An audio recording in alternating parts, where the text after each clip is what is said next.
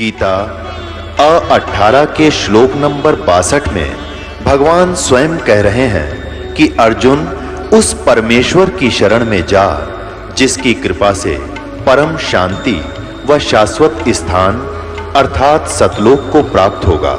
वो परमेश्वर कौन है, कहां है, कैसा है, जानने के लिए कृपया अवश्य सुनिए जगत गुरु तत्वदर्शी संत रामपाल जी महाराज के अमृत वचन।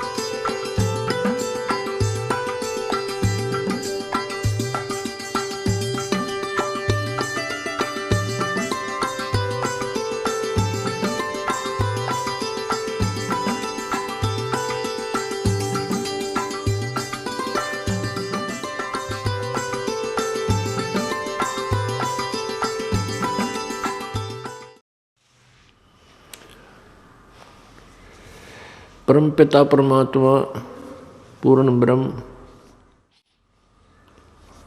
ये स्वयं ही सतगुरु बनकर इस धरातल पर 120 वर्ष तक बनारस में लीला की प्रभु ने। तो उस समय परमात्मा स्वयं ही सतगुरु रूप में आए थे और सतगुरु पृथ्वी पर एक ही होता है। वो या तो स्वयं ही परमेश्वर आते हैं या परमेश्वर के विशेष प्रतिनिधि होते हैं। वो गुरु के अधिकारी होते हैं, वही गुरु पद के योग्य होते हैं, वही पूर्ण रूप से अधिकारी होते हैं उपदेश आदि देने के। तो जब परमेश्वर स्वयं आए हुए थे तो उसके विषय में कहते हैं कि गुरु गोविंद, क्योंकि सतगुरु पृथ्वी पर एक ही होता है। सतगुरु इसलिए कहा जाता है कि अन्य नकली गुरु बहुत होते हैं जो काल प्रेरित होते हैं। वो वास्तव में गुरु नहीं होते, लेकिन जनता, भोली जनता उनको गुरु मानती है, गुरु रूप से पूजने लग जाती है। इसलिए सतगुरु कहना पड़ा। सत्य गुरु परमेश्वर ने अपनी महिमा में सतगुरु शब्द और जोड़ना पड़ा, क्योंकि झूठे गुरु बहुत घने होते हैं काल के भेजे हुए। तो यहाँ उसी के बारे में परमेश्वर कह रहे हैं, गुरु बड़े गोविंद से मन में देख विचार, हरि सुमरे सो वार है, गुरु सुमरे हो पार। अब जैसे परमेश्वर कबीर जी आए हुए थे 600 वर्ष पहले, वो परमात्मा थे लेकिन सतगुरु रूप में विद्यमान थे। अब हम पहले जो हरि हरि राम राम भगवान भगवान करते फिरते थे, कोई लाभ नहीं हो रहा था। सभी देवी देवताओं को पूजते थे, मंदिर मस्जिदों पहाड़ों पर भी जाते थे, तीर्थों पर जाते थे, हमें कोई लाभ नहीं हुआ। और जिस समय हम उस परमात्मा सतगुरु रूप में प्रगट प्रभु के पास जाते थे, जाते ही हमें लाभ हो जाता था। और फिर वो अपने ही प्राप्ति का यानी सतलोक स्थायी स्थान देने के लिए जो विधि बताते थे, उस साधना के करने से हम पार हुए। तो क्या बताते हैं, गुरु बड़े गोविंद से मन में देख विचार। अब सतगुरु यानी गुरु शब्द बहुत है। यदि नकली गुरु ना हो तो सतगुरु शब्द की भी आवश्यकता नहीं पड़े, यदि गुरु पूर्ण हो। तो यहाँ परमात्मा कहते हैं वो गुरु या सतगुरु रूप जो एक ही है, वो गुरु बड़े गोविंद से, नकली गुरुओं के ऊपर लागू नहीं होती। लेकिन परमात्मा की इस वाणियों को इन नकली गुरुओं ने अपनी रोजी रोटी के लिए अपने ऊपर लगा करके भोली आत्माओं को पीछे लगा लिया। अब ये काल का भयंकर जाल है पुण्यात्माओं। परमात्मा स्वयं ही आकर के इस काल के जाल को यथार्थ रूप में हमारे सामने प्रकट करते हैं। तो यहाँ क्या बताया है कि गुरु बड़े गोविंद से मन में देख विचार, हरि सुमरे सो वार है। वार माने काल के जाल में उर्ली ओढ़ इसी तरफ, और गुरु सुमरे हुए पार। जो जैसे सतगुरु आए हैं, परमात्मा आए हुए थे, जिन्होंने अपने परमात्मा कबीर जी में रुचि की, उन्हीं के ऊपर आश्रित रहे, तो वो पार हुए। और जो सतगुरु छोड़कर भगवान भगवान, राम राम, कृष्ण कृष्ण, राधे श्याम ऐसे रट लगाते फिरते थे, वो वार ही रह गए, क्योंकि उनको यथार्थ ज्ञान नहीं हुआ। अब परमात्मा क्या बताते हैं, आपकी ऐसी श्रद्धा होनी चाहिए ऐसे गुरु में।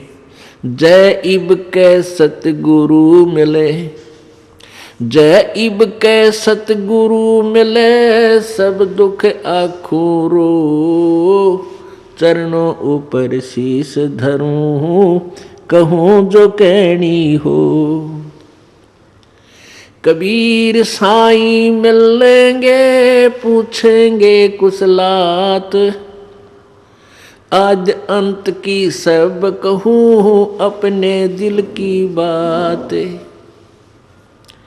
गुरु जी तुम ना भूलियो, चाहे लाख लोग मिल जाहीं, हमसे तुमको बहुत है, तुमसे हमको नहीं।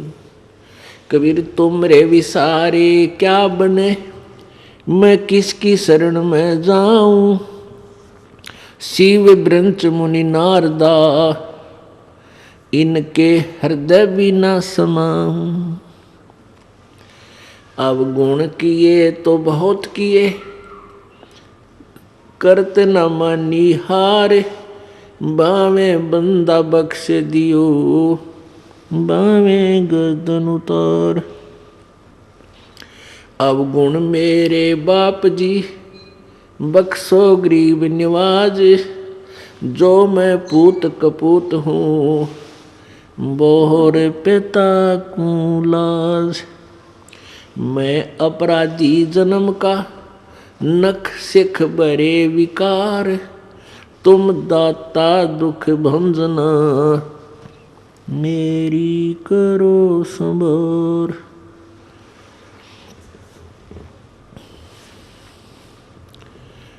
परमपिता परमात्मा पूर्ण ब्रह्म, सारी सृष्टि के रचनहार कबीर देव, कबीर प्रभु, कबीर साहब, ये वही प्रभु हैं जो बनारस में जुलाहे रूप में 120 वर्ष रह करके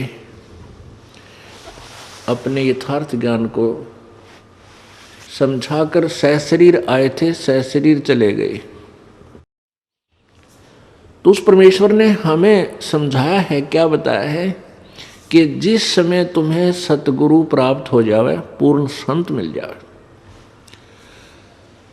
तो उस समय आपका कैसा भाव हो। भाई गुरु मानुष कर जानते, गुरु मानुष कर जानते, ते नर कहिए अंधे, ओए दुखी संसार में आग काल के फंद। अपने आत्मा जब परमात्मा आए थे वो तो भगवान थे ही, वो तो स्वयं परमेश्वर थे कबीर जी। अब वो परमेश्वर ना आकर के इस दास को भेज दिया अपना रिप्रेजेंटेटिव बना के, ना जाने इस दास में मालिक ने क्या देखा। यदि हम अपने अवगुणों को देखते हैं तो हमें, हमारे अंदर ऐसी कोई योग्यता नहीं थी कि ऐसे निर्मल भगवान की और ऐसे निर्मल ज्ञान की हम चर्चा कर सकें और जनता को बता सकें। लेकिन परमात्मा समर्थ है, वो जो चाहे सो कर सकते हैं। वो मिट्टी से सोना बना सकते हैं और एक अयोग्य व्यक्ति को वो योग्य भी बना सकते हैं अपना काम लेने के लिए।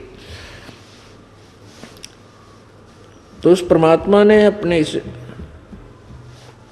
दास को भेजा। तो ये क्या बताना चाहते हैं कि आपका भाव अपने सतगुरु के प्रति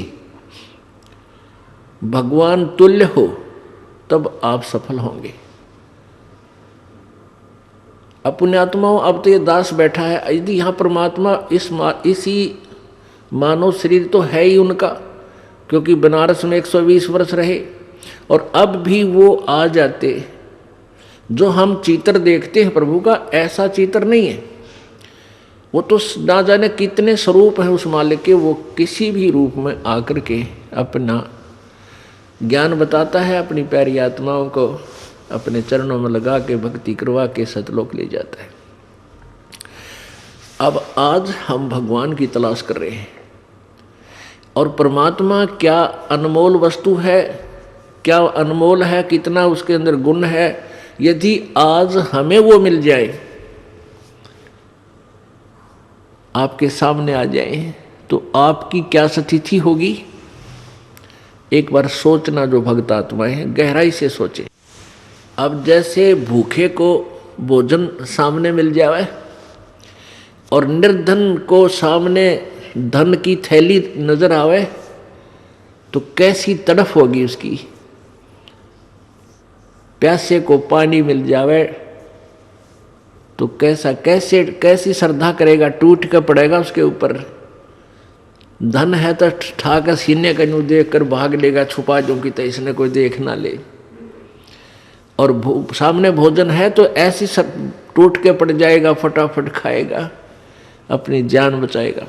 ऐसे ही हमें जब परमात्मा आज मिल जाए, आपके सामने आ जाए, क्योंकि हम उसी की तलाश में तो भटक रहे हैं, तो आपकी कैसी श्रद्धा होगी, ये आप अपने अपने सतर से सोच सकते हैं।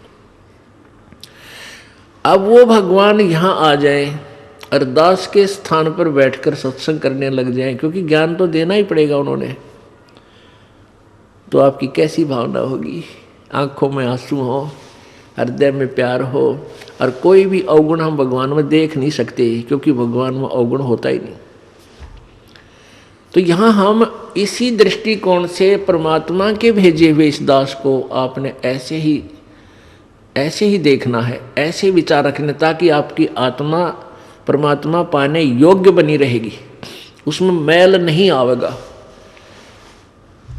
अब जैसे हमने परमात्मा पाना है तो गुरु जी को भगवान स्वीकार करना होगा। परमात्मा को एज ए गॉड ट्रीट करना पड़ेगा, तब ही हम निर्मल होंगे, हमारे अंदर आधीनी श्रद्धा बनी रहेगी। अब एक गणित के अंदर एक प्रश्न आता है ऋण का, लोन का।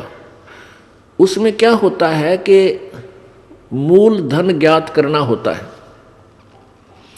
और वो मूलधन लाखों और करोड़ों की संख्या का होता है। उस लाखों करोड़ों की संख्या के मूलधन, मूल राशि को ज्ञात करने के लिए, प्राप्त करने के लिए हमने सपोज करना पड़ता है, मानना पड़ता है। मान लीजिए मूलधन 100 रुपये। उस 100 रुपये मूलधन को मानकर हम उस ओरिजिनल, वास्तविक, उस करोड़ों और लाखों वाले मूलधन को प्राप्त कर सकते, अन्यथा हम उसका कोई और हल कर ही नहीं सकते, उसको प्राप्ति कर ही नहीं सकते। इसी प्रकार वो परमात्मा तो अथाह है, बहुमूल्य है, उसकी कोई कीमत को नहीं, वो तो मालिक है, समर्थ है। उस समर्थ भगवान को पाने के लिए हमने गुरुजी को मानना पड़ेगा। ये भगवान मान लो, गुरुजी भगवान परमात्मा।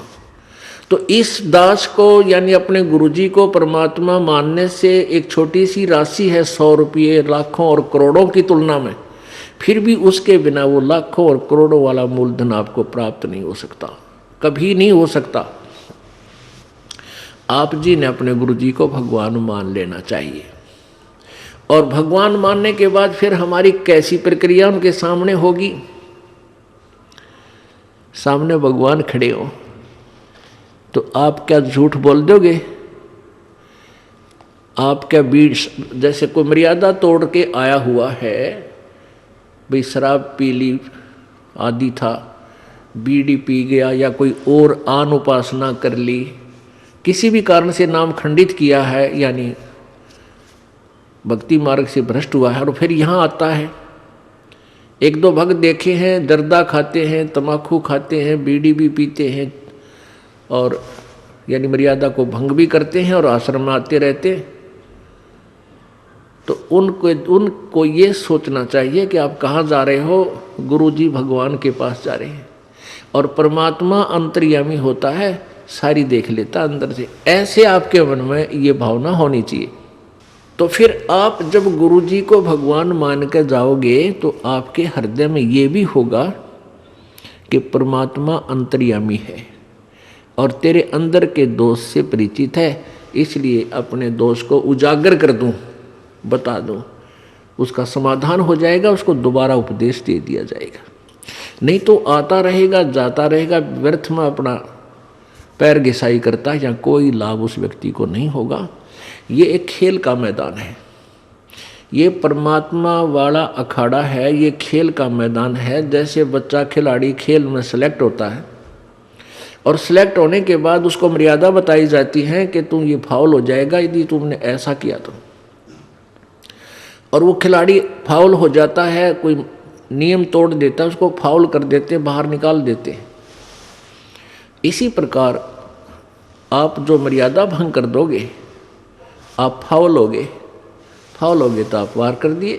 और परमात्मा का ऑटोमेटिक संकेत है, वो ऑटोमेटिकली यानी स्वतः आप परमात्मा के मार्ग से दूर हो जाओगे, फिर आपको कोई लाभ नहीं होना।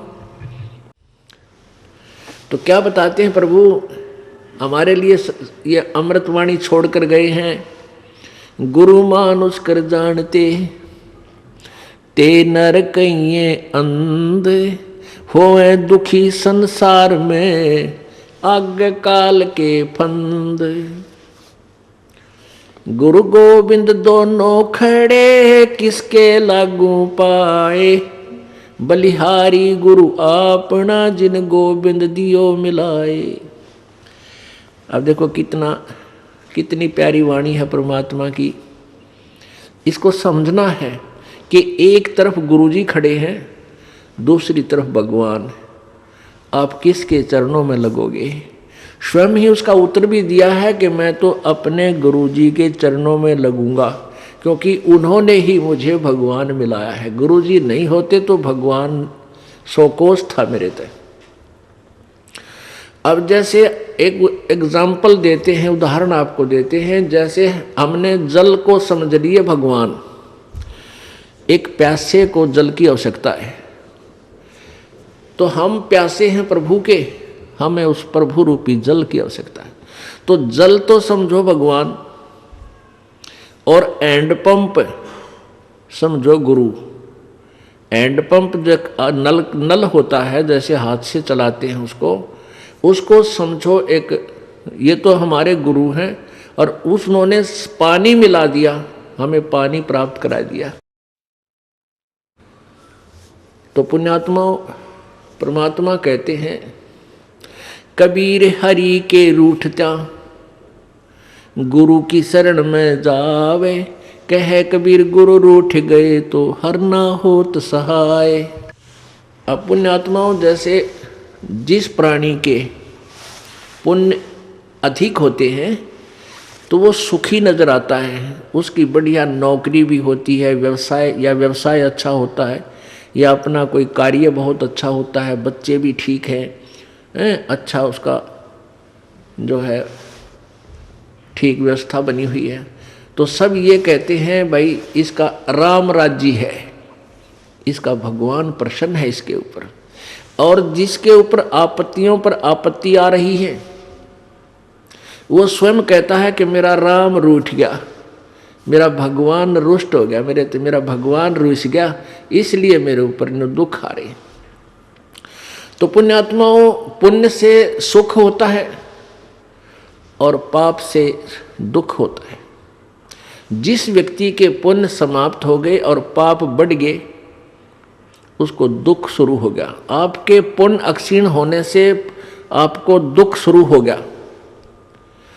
आप कहीं कार्य कर रहे हो खेतों में, आप एक मटका पानी का घड़ा भर के ले गए और वो पी लिया, समाप्त हो गया। आपको पानी की आवश्यकता पड़ी, पानी जल के अभाव से आपको कष्ट शुरू हुआ, आप कहाँ जाओगे? हैंड पंप पर जाओगे और फिर हैंड पंप की सेवा करके, यानी एक मजदूरी करके, और फिर जल फिर भर लाओगे। आप फिर उस जल के अभाव से दुखी थे, जल प्राप्त हो गया, फिर सुखी हुए। जब आपके पुण्य खत्म हो गए, आपका राम रुस गया, आपका भगवान रुष्ट हो गया, आपत्तियां शुरू होगी। उसका क्या समाधान है? कबीर हरि के रूठ त्या, गुरु की शरण में जावे, कहे कबीर गुरु रूठ गए तो हर ना करे सहाय। आपका राम रूठ गया, आपका भगवान रुष्ट हो गया, आपके पुण्य समाप्त हो गए, आप दुखी हुए। गुरु रूपी हैंडपंप के पास जाओ और उनकी सेवा करो, वहाँ से पुण्य फिर भर लाओ, फिर सुखी हो जाओगे। यदि आपने हैंडपंप ही खराब कर लिया, वो ही तोड़ दी, उसकी हथली हथी, तो आपको जल नहीं मिलेगा। यानी आपके गुरुजी रुष्ट हो गए तो भगवान मदद नहीं करेगा, वहीं से कनेक्शन कट जाएगा। उससे पहले जितना जल आपको प्राप्त हो गया उसको कितने दिन पी लियो। आप जब इस गुरुजी दास के शरण में आते हो, उस मान लिए कोई 1 वर्ष, कोई 2 वर्ष, कोई 4 वर्ष अपनी साधना करते इस दास के बताए हुए, उससे आपको पुण्य प्राप्त हो जाते हैं। और फिर किसी भी कारण से आपका दुर्भाग्य उदय होता है, आप यहाँ से कट ऑफ हो जाते हैं, तो आपके, या आप कोई मर्यादा भंग कर देते हो, तो आपके गुरुजी रुष्ट हो गए। गुरुजी रुष्ट हो गए तो वो हैंडपंप खराब हो गया। जितना जल तुझे प्राप्त हो चुका, यानी जो पुण्य तुझे मिल चुके, वो हो सकता है आपके काफ़ी समय तक चल सकते हैं, लेकिन जब वो क्षीण हो जाएंगे फिर आपकी दुर्गति प्रारंभ हो जाएगी। इसलिए हमने इस आध्यात्मिक मार्ग को बहुत ही जो है सूक्ष्म दृष्टि से देखना है, बहुत गहराई से सोचना है इसके ऊपर, और प्रत्येक पहलू पर विचार करके फिर इस सफर को तय करना है। परमात्मा क्या बताते हैं फिर सुनो। कबीर गुरु गोविंद दोनों खड़े, किसके लागू पाए, बलिहारी गुरु अपना जिन गोविंद दियो मिलाए। हैंड पंप और जल का उदाहरण, गुरुजी को ही हमने प्रसन्न रखना है, भगवान प्रसन्न आप रहेगा, क्योंकि परमात्मा उस दास गुरुजी के ऊपर वो खुश होता है, प्रसन्न होता है, वो उसका कृपा पात्र होता है। और आप उस गुरुजी की मर्यादा में चलते हो तो परमात्मा प्रसन्न रहता है, आपको प्रॉपर लाभ देता रहेगा। और आप जी ने नियम भंग कर दिया तो आपका कनेक्शन कट गया, आपका हैंड पंप खराब हो गया, आपको पानी जल मिलना बंद हो गया, आप फिर आने वाले समय में आपत्तियों का सामना फिर करना पड़ेगा। इसलिए प्रभु कहते हैं, कबीर हरि के रूठते गुरु की शरण में जावे, कहे कबीर गुरु रूठ गए तो हर ना करे सहाय। सतगुर के उपदेश का लाया एक विचारे, जय सतगुरु मिलते नहीं तो जाते नरक दुआरे। ओहो, परमात्मा कहते हैं सतगुरु का, सतगुरु यानी पूरे गुरु से लिए उपदेश लेने के बाद अब हमने विचार आया, इस पर गहराई से सोचा कि जय सतगुरु मिलते नहीं, जाते नरक द्वार, और नरक द्वार में दूत सब फिर करते खेचातान, उनसे कभू न छूटता और फिरता चारों खान। कबीर चार खानी में भ्रमता, कभू न लगता पारे, सो फेरा सब मिट गया मेरे सदगुरु के उपकारे। ओहो पुण्यात्माओं, गहराई से सोचो, तुम तो अभी बालक हो, बालक को चिंता नहीं होती। आप मरीज हो डॉक्टर को पता होता है कि इसको क्या भयंकर बीमारी है और इस औषधि से ये सब रोग कट के इसकी जान बच जाएगी। तो परमात्मा कहते हैं तुम्हारे साथ क्या दुर्गति होती यदि सतगुरु नहीं मिलते, सच्चे गुरु नहीं मिलते। सतगुरु के उपदेश का लाया एक विचार, ओहो जय सतगुरु मिलते नहीं हम जाते नरक द्वार। नरक द्वार में दूत सब करते खेचा ताण। जैसे यहां से प्राणी जब शरीर छोड़ जाता है, जब तक सतगुरु नहीं मिलते तो ये मनुष्य शरीरधारी प्राणी निरे पाप कमावे, पुण्य तो कर ही नहीं सकता, हो ही नहीं सकता। क्योंकि जो साधना करता है वो शास्त्र विरुद्ध, वो दोष है। गीता जी अध्याय नंबर 16 के श्लोक नंबर 23 में कहा है कि शास्त्र विधि को त्याग कर जो मनमानी पूजा करते हैं, मनमाना आचरण करते हैं, उनको न तो कोई सिद्धि प्राप्त होती है, ना कोई सुख होता है, ना उनकी गति होती है। फिर इससे सिद्ध है कि यूजलेस। और परमात्मा क्या कहते हैं कबीर भगवान अपनी अमृत वाणी में, उस सच्चिदानंद घन की वाणी में परमात्मा कहते हैं 100 वर्ष सतगुरु की पूजा एक दिन आन उपासी, वो अपराधी आत्मा भाई पड़े काल की फांसी। ओए होए 100 वर्ष तक तो गुरुजी दो सतगुरु के द्वारा दिए गए उपदेश के आधार से साधना कर लीजिए, और एक दिन आन उपासी यानी आन उपासना मीन शास्त्र विधि को त्याग कर मनमाना आचरण, और वो अपराधी आत्मा होए होए यानी शास्त्र विधि सदगुरु के पूर्ण संत से उपदेश लेकर के जो साधना कर रहे हैं वो तो शास्त्र अनुसार कर रहे हैं, और इसके विपरीत जो साधनाएं करते हैं तो वो अपराधी बताए भगवान ने। आन उपासना शास्त्र विधि त्याग का मनमानी पूजाएं आन उपासना होती है। 100 वर्ष सतगुरु की पूजा एक दिन आन उपासी, वो अपराधी आत्मा फिर पड़े काल की फांसी। ओए होए तो इसलिए प्रभु कहते हैं कि जब तुम सदगुरु के अतिरिक्त कोई भी साधना करते हो वो तो अपराध है, वो तो पुण्य है ही नहीं। इसलिए आप पुण्य तो कमा नहीं रहे, बन नहीं रहे, आपके पाप बन रहे हैं। तो पाप के आधार से नरक जाते, नरक में ऐसे ठोकते हैं जैसे डंगरों को लठ मार मार कर और फाटक में बंद करते हैं, वो वापस भागते हैं और लठ मार कर उसको जबरदस्ती उसके अंदर ठोक देते हैं। ऐसे ही आपको नरक में जब डाला जाएगा वापस भागने की चेष्टा करते हैं, और यम के दूत उनके ऐसे मोगरे मारते हैं, पीछे कितना लागो, शर्म लागो, आँख फूटो, कड़म लागो, और जबरदस्ती उसके नरक में ठोक देते हैं। तो वो खेचा ताण, वो बाजे, वो लठ मारे, आंगे ठोके, तो कहते हैं नरक द्वार में दूत सब फिर करते खेचा ताण, और उनसे कभू ना छूटता फिर फिरता चारों खान। चार खानी यानी 1,84,00,000 योनियों के प्राणियों की योनियों में कष्ट उठाना। चार खानी में भरमता और कभू न लगता पारे, सो फेरा सब मिट गया मेरे सतगुरु के उपकारे। ओए होए कहते वो सारा बाईपास काट दिया परमात्मा सतगुरु ने, सारा बाईपास निकाल दिया। ना नरक में जाना, ना 84,00,000 योनियां भोगना, ना यम के दूत सतावें।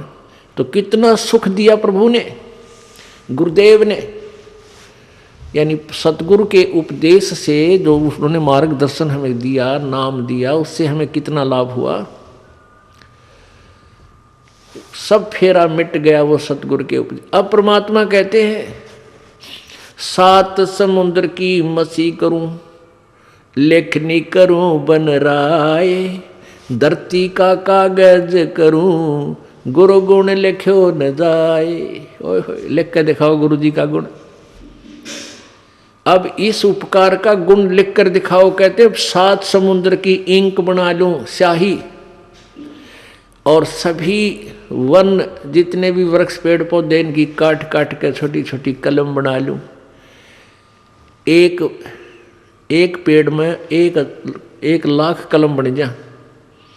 और समुद्र की इंक देखो कितनी, और धरती जितना कागज हो। कहती ये भी छोटा पड़ जाए, सब समाप्त हो जाए, घिस जाए कलम सारी,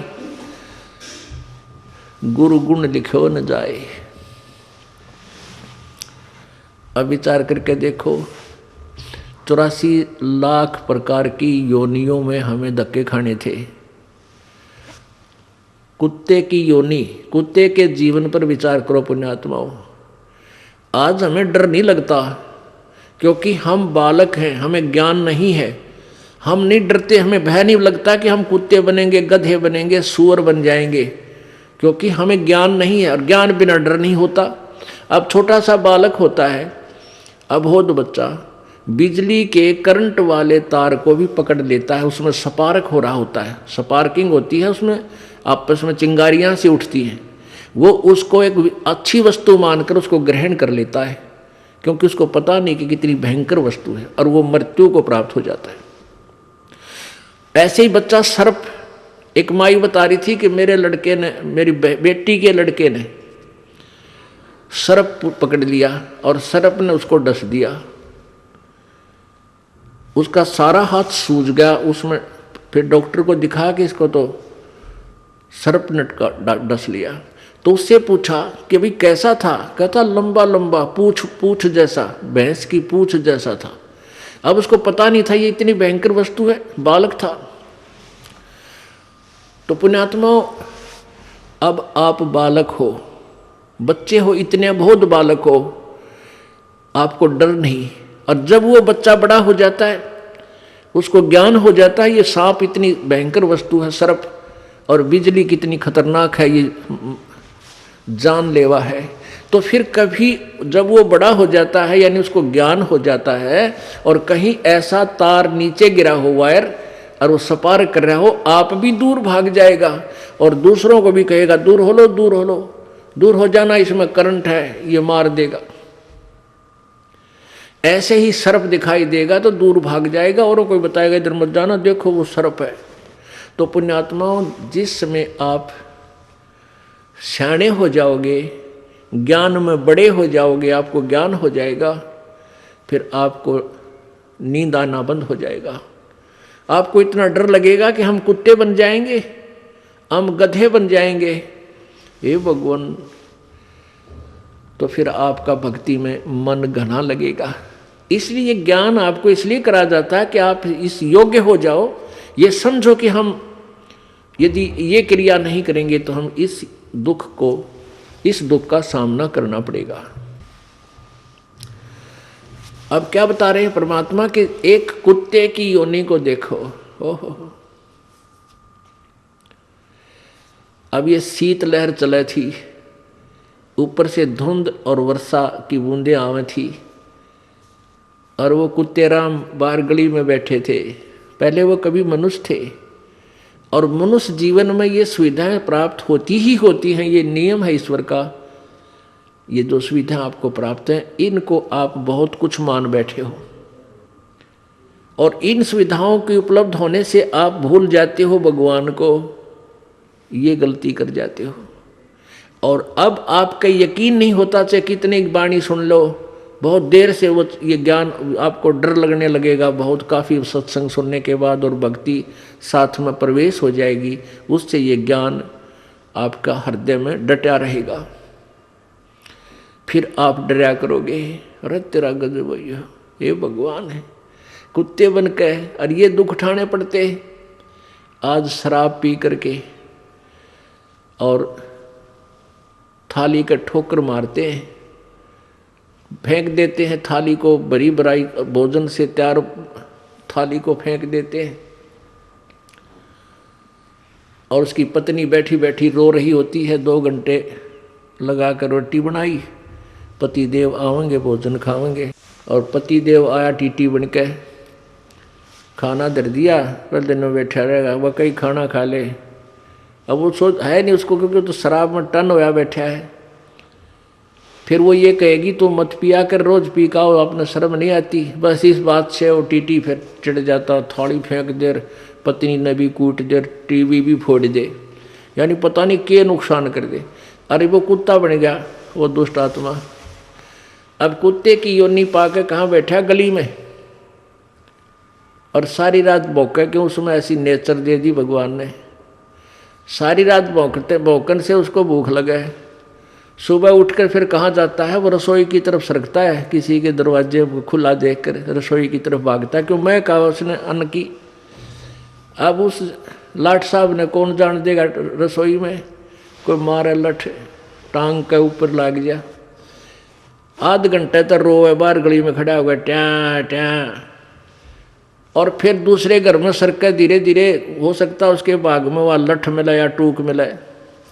यदि वहाँ भी लठ मिल गया तो फिर कहाँ जाएगा, गांव से बाहर जाता है। क्या खाता है, वहाँ टट्टी खा कर आता है, वो जो थाली का लात मारा करता है वो दुष्ट आत्मा। तो अब ज्ञान बिना हमें ऐसा लगता है कि शायद हम कुत्ते गधे नहीं बनेंगे, हमारी न्याय मौज रहेगी। परमात्मा कहते हैं तू जाने तेरी ऐसे न बहेगी, ये तो हरदम लेखा वरना रे। छोटे बालक थे, कोई चिंता नहीं थी, कूदते फिरो थे, हैं कोई, और फिर जवान हो गए, रोजी रोटी की चिंता बनी। अब जवानी में भी चलो आदमी अपना टाइम पास कर लेता, फिर बूढ़े हो गए, कदे जाड़ पड़वानी, कदे आँख बनवानी, 3-4 तो सपेर पार्ट साथ रखने पड़ेंगे, किता चश्मे, किता दांत, किता हाथ में डोगा। तो कहते तू न सोचा था कि मैं सदा जवान रहूँगा या ऐसे ही मेरी बात बनी रहेगी। नहीं, ये तो एक सांस सांस का अकाउंट तेरा प्रतिदिन हो रहा है, और एक दिन ऐसा होगा आप शरीर छोड़कर जाओगे, अवश्य जाओगे, ये तो पता है। और फिर जिन्होंने पुण्य नहीं किए, सतगुरु का संग नहीं किया, वो फिर 84 लाख योनियों में धक्के खाएंगे। सुखदेव ने 84 भुगती बना पजावे खरवो, तेरी क्या बुनियाद पराणी तू पेंडा पंथ पकड़वो। होय होय। आन उपासना करने वाले एक सतगुरु को छोड़कर अन्य जो साधना किसी भी संत या किसी सतर की, वेदों तक के सतर का भी कोई गुरु आपको मिला है, तो भी आपकी ब्राह्मटी दुर्गति समाप्त नहीं हुई। क्या बताते हैं, सुखदेव ने 84 भुगती बना पजावे खरवो, तेरी क्या बुनियाद पराणी तो पेंडा पंथ पकड़वो। सुखदेव जैसे ऋषि, उन्होंने भी 84 लाख योनियों को भोगना पड़ा, क्योंकि उनको सतगुरु नहीं मिले, ये मार्ग नहीं मिला, ये पेंडा नहीं मिला। क्या बताते हैं,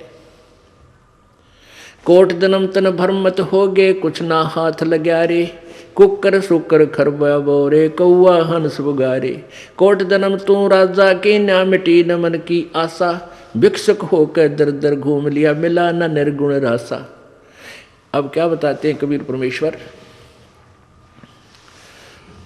कि एक पूर्ण संत ना मिलने से, पूर्ण संत ना मिलने से आप अन्य साधना करके, जैसे वो वेदों अनुसार साधना, कोई अच्छा ऋषि संत मिल गया, वो भी गुरु बनाने पड़ते हैं, ओम नाम का जाप किया और अच्छे पुण्य किए, उसके आधार से कहाँ तक पहुँच जाते हो आप, ब्रह्मा विष्णु महेश तक की पदवी भी प्राप्त कर सकते हो, देवता की पदवी भी प्राप्त कर सकते हो। वरुण जल का देवता, कुबेर धन का देवता यानी वित्त मंत्री, इन पदवियों को भी तू प्राप्त कर सकता है। लेकिन फिर 84 लाख योनियों में भी आपको जाना ही पड़ेगा। कहते हैं भिक्षुक होके दर दर घूमिया और मिला न निर्गुण रासा। भिक्षुक होके, जैसे किसी को प्रेरणा हुई पुण्यात्मा को, घर त्याग दिया, जंगल में जा बैठा।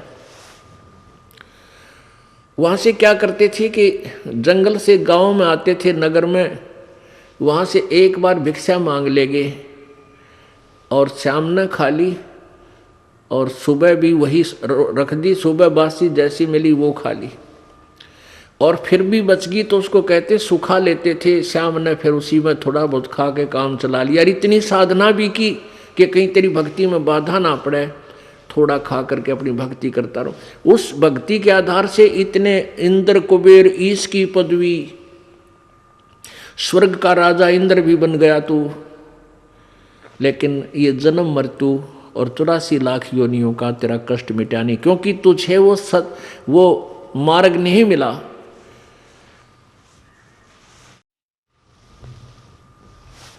क्या बताते हैं, युगन युगन की वासना हुई इकट्ठी आन, निर्मल कैसे होएगा तेरा सतगुरु लगे न कान।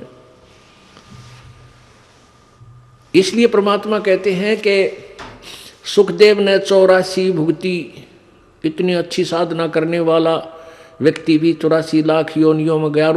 सुखदेव जी ने आप बीती बताई कि भाई बहुत झंझट है इस संसार, इस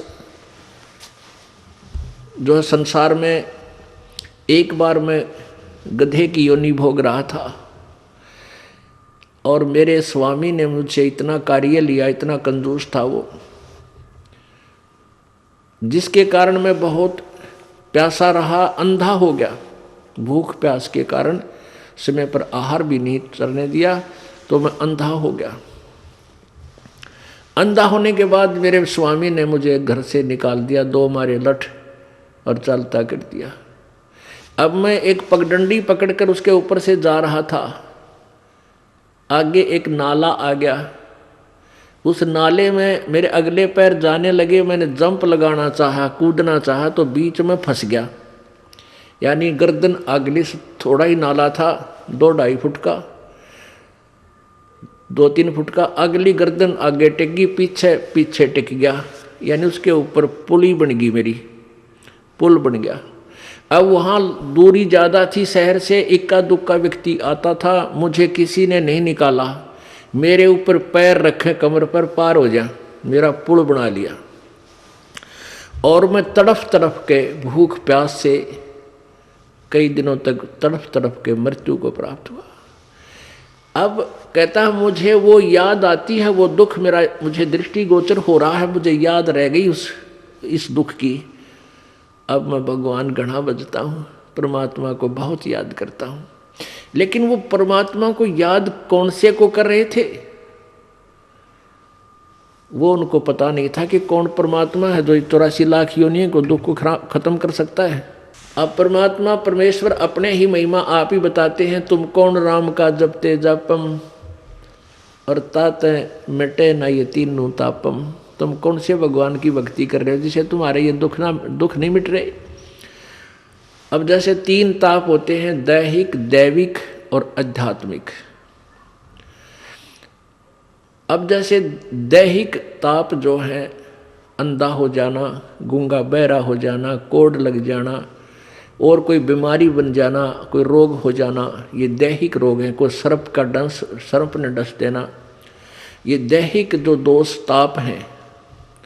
एक दैविक ताप होते हैं, किसी देव का रुष्ट हो जाना, कोई भूत प्रेत जो है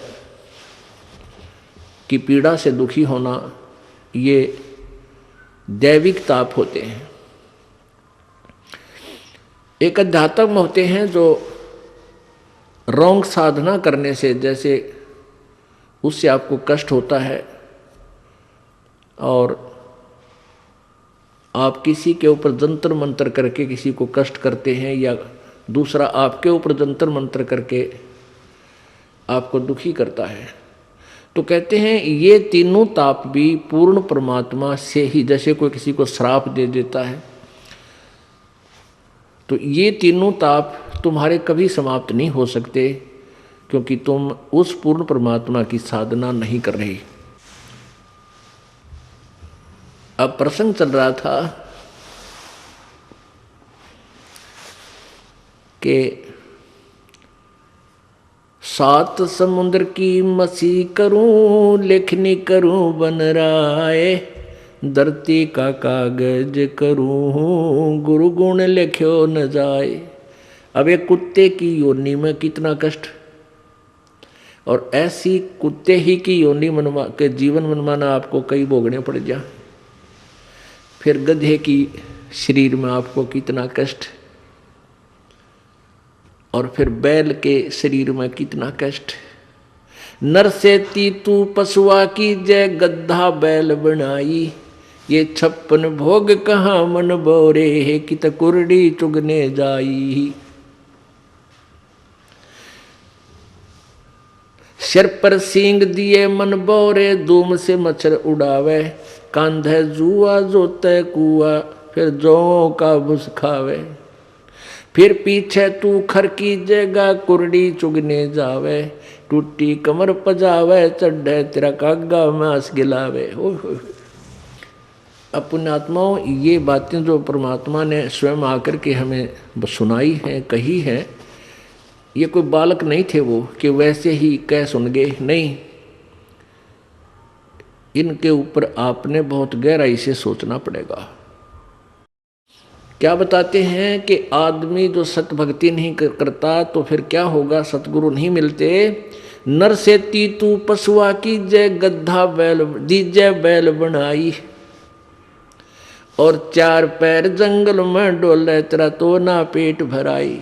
ओए होए, अब हम मनुष्य हैं और जब भी भूख लगती है खाना खा लेते हैं। बाहर सफ़र में है, रोक भाई गाड़ी, चाय पीवांगे, चाय बनवा लो, समोसे लिया भाई, बर्फी लिया, लड्डू लिया, हैं खूब खाए, टन हो गए, चल पड़े। और फिर भूख लगती, प्यास लगती है, समय पर पानी जल बाहर कर लेते हैं, अच्छा फिल्टर पानी पीने लग गया आजकल तो। यानी खूब सुविधा आपको प्राप्त है क्योंकि आपके पुण्य हैं। इन पुण्यों को, वर्तमान में प्राप्त पुण्यों को, पूर्व जन्म के जो पुण्य हैं, इन कितना खराब कर, कितना सदुपयोग कर चाहे दुरुपयोग कर, ये तो सारे मिलेंगे तुझे। और यदि भविष्य की तैयारी नहीं की तो ये सुविधाएं तेरी छीन ली जाएंगी। भविष्य की तैयारी कैसे होगी, वो विधि बताई जाती है कि पूर्ण गुरु के बिना कोई भी भक्ति साधन आपका सफल नहीं हो सकता। कोई भी भक्ति सफल नहीं हो सकती। पूर्ण गुरु की तलाश करो, उनके मर्यादा में रहो, आपका जीवन गारंटीड सफल होगा। ये नियम है, मालूम का अवश्य होगा। और ऐसा ना करने से तो क्या कष्ट होगा। नर से तू पशुआ की जय, दीजय बैल बनाए, 4 पहर जंगल में डोले, तेरा तो ना पेट भरे। इस दास का जन्म किसान परिवार में हुआ और खूब परिचित हम बहल के जीवन से। अब क्योंकि परमात्मा के रोशनी में दिखाई देने लगा कि वो कितना दुखी हुआ होता है ये प्राणी। अब बैल बन गया, भूख लगी है, मुंह का बोल के नहीं सुना सकता, प्यास लगी है, मुख से बोलकर नहीं बता सकता। एक समय हमारे एक बैल था, हम छोटे से थे। उस बैल के पिछले पैरों के खुरों के बीच में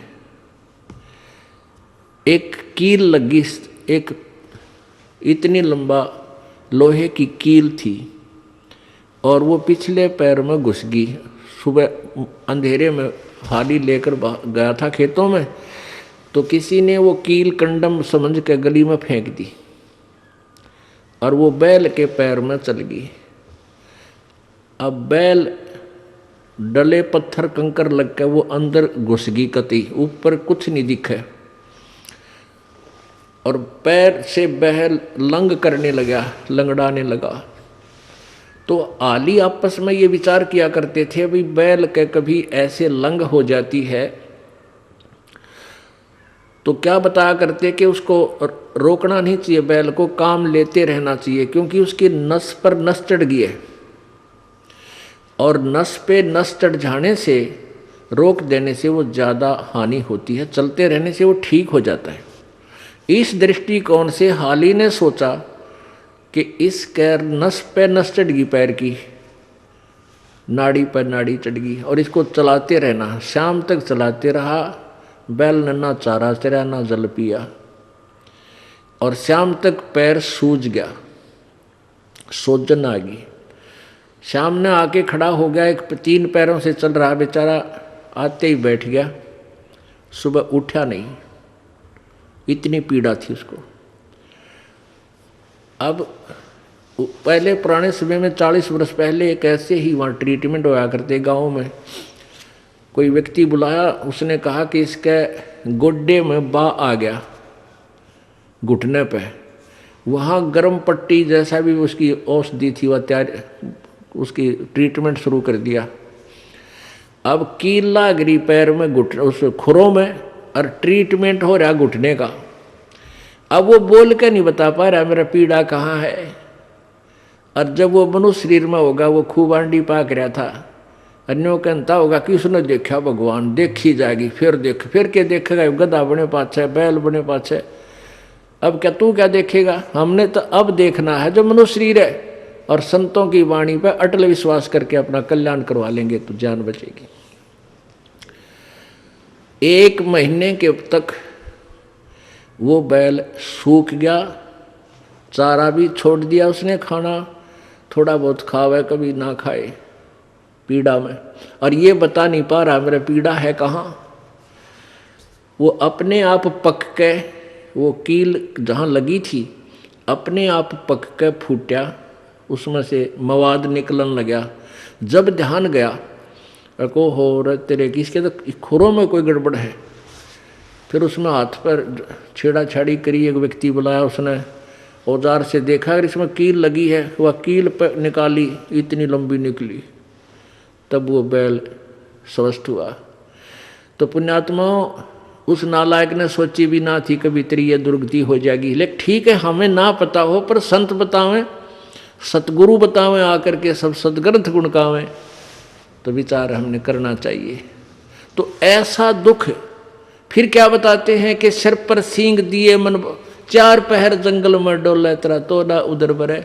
अब तो समय मिलते ही, भूख लगते ही खाना खा लेते हैं। अब परमात्मा का भंडारा चलता है यहाँ पर फ्री ऑफ कॉस्ट है। कितनी बार भोजन पाओ, दिल करे जब बच्चा की भरा कप पर बैठ कर पीने लग जा।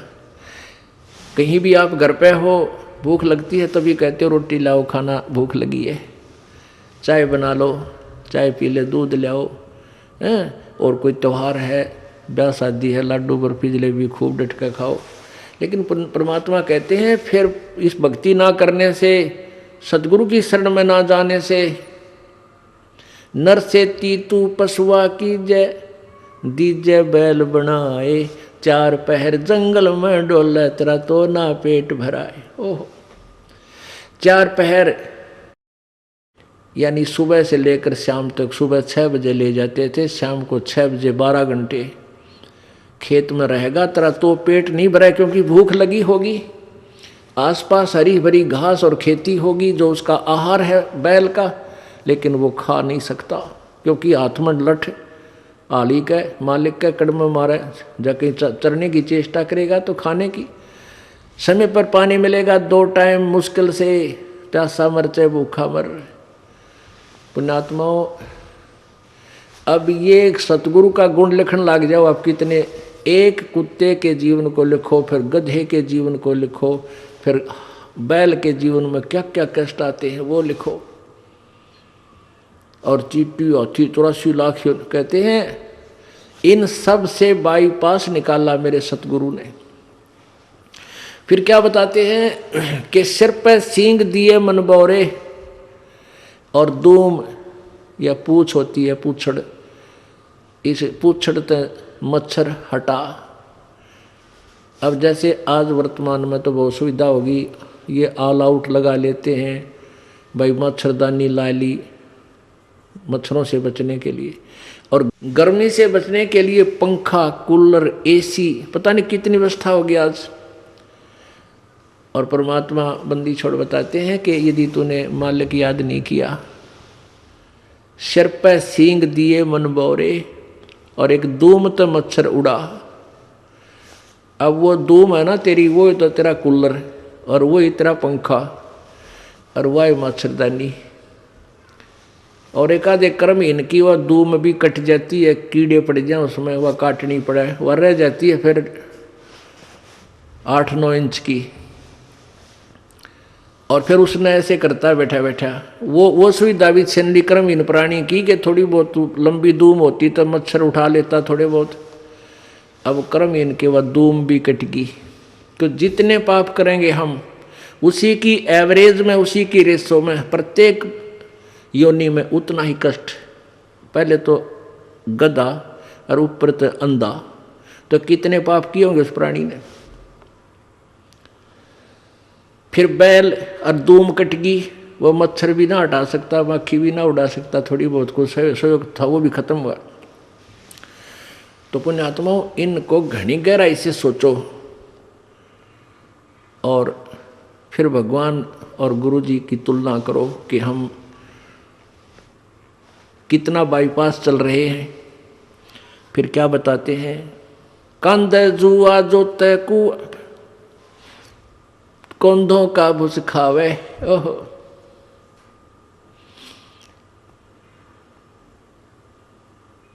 कंध है जुआ जो तय कुआ, रहट में जोड़ देते। हरट होता था पहले पुराने समय में सिंचाई का साधन है, कुएं में एक चैन सी डालकर उसके बाल्टियां वेल्ड कर देते थे और एक कुल्लू की तरह उसको घुमाते थे, बैल जोड़ देते थे और उस पुली घूमती थी, उसमें से जल बाहर निकलता था, बाल्टियां भर के नीचे से आती थी, ऊपर डाल एक ऐसा परनाला सा होता था, उसमें डल जाती नाली में और वो आगे खेतों में जाता था।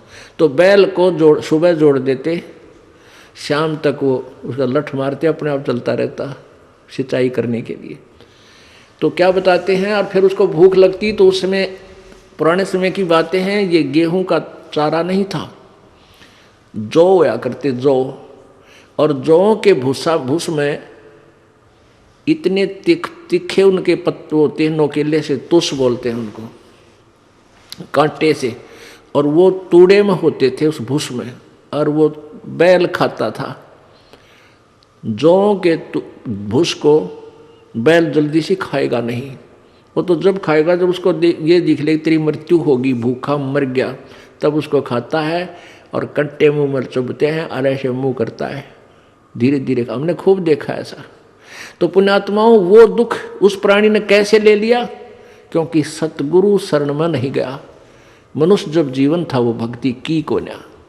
तो ये सारी बातें याद आपको दिला करके आपके हृदय में परमात्मा की भक्ति प्रवेश करने योग्य बनाया जा रहा, ताकि आप दृढ़ता से, और डर के भय बिन भक्ति नहीं होती, और भय ज्ञान से होता है।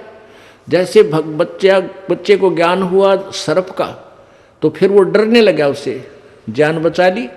ऐसे ही हम आपको ज्ञान करा रहे हैं, आपको ज्ञान हो जाएगा तो आप इन पापों से उल्टे हटोगे और आपका जान बचेगी। जान बचेगी मतलब आपका मोक्ष हो जाएगा, 84 लाख योनियों के कष्ट से आप बच जाओगे।